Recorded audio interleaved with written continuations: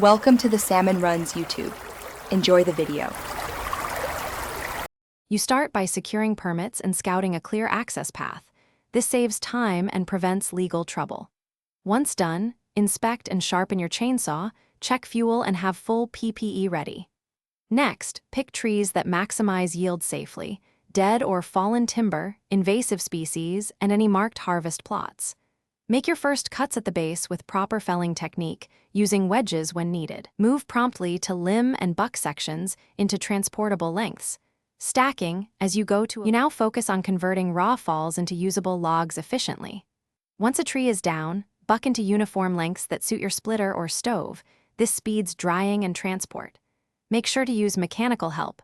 A winch, skidder, ATV, or cant hooks will multiply what you can move. Also maintain clear safety zones and simple communication signals with helpers because coordination prevents accidents. Keep debris trimmed from paths and rotate tasks to avoid fatigue, making steady progress through the stand rather than random cutting. You finish by preparing logs for transport and long-term use. Load with weight low and centered, secure with straps or chains, and avoid overloading axles. This protects you and your vehicle. Once home, stack logs off the ground, cross-stack for airflow, and cover only the top to keep rain off while letting sides breathe.